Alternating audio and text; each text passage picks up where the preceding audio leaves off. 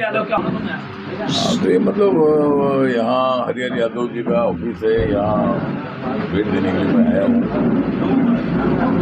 और Republican party of India party सभी जाति धर्म भाषा के लोगों को न्याय देने वाली पार्टी है। बाबा साहब अम्बेडकर जी के संविधान का भारत खड़ा करने के लिए हम आगे बढ़ रहे हैं। और हमें गर्व इस बात का है कि बाबा साहब अम्बेडकर जी रिपब्लिकन पार्टी के संस्थापक थे।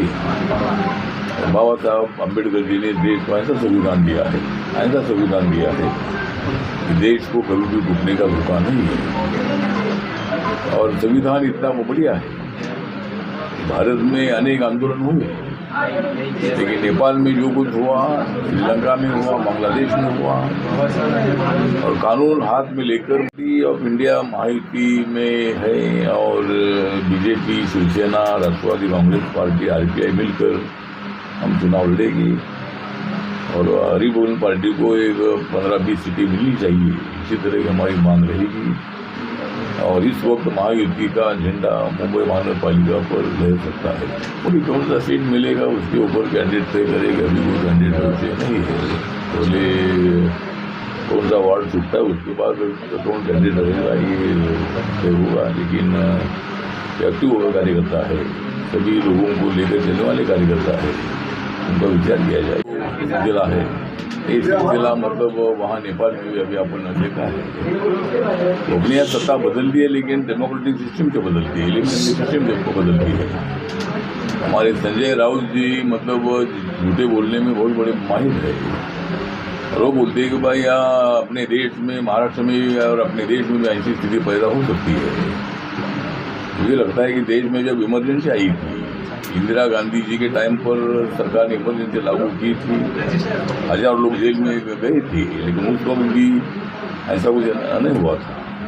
आपको मालूम है कि किसानों का आंदोलन दिल्ली में 1 साल तक चलता रहा। अरे बोलते जरा माहौल है, किसानों का आंदोलन भी मतलब वहाँ दिल्ली में 1 साल भर चलता रहा। अनेक आंदोलन हुए हैं। हमने तो नामांतर के लिए बाबा साहब के नाम के लिए 17 साल का आंदोलन किया था।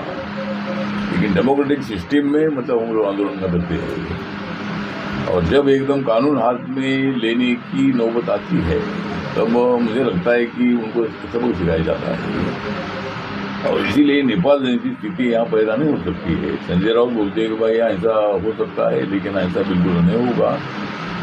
सुप्रीम कोर्ट ने भी बोला है कि भाई अपना संविधान इतना बढ़िया है, देश में ऐसा कभी नहीं हो सकता है। तो हम लोग सब गरीबों के लिए काम कर रहे हैं। अभी हमारी मांग है कि भाई मुंबई को सुंदर बनाने का प्रयत्न हो रहा है नरेंद्र मोदी जी के नेतृत्व में। लेकिन झुग्गी झोपड़ी में रहने वाले लोगों को बड़ा मकान मिलना चाहिए। अभी जो 300 स्क्वायर फीट का मकान मिलता है, तो 450 फीट का कारपेट एरिया का मकान, इसका मतलब 650 स्क्वायर फीट का बिल्डअप एरिया का मकान जो है, ये मकान झुग्गी झोपड़ी के लोगों को मिलना चाहिए। इसी तरह की हमारी मांग है।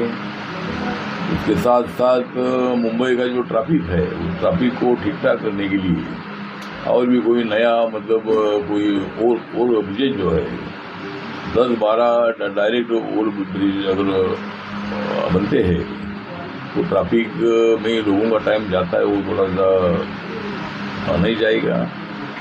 और बाकी मुंबई के बेरोजगारों को रोजगार मिलना चाहिए, महाराष्ट्र के लोगों को रोजगार मिलना चाहिए। इसी तरह आरपीआई का काम चल रहा है। और आरपीआई जिस तरह भाषा के नाम पर जो लोग दादागिरी करते हैं, इसका आरपीआई विरोध करती है। और इसीलिए हम आगे बढ़ रहे हैं।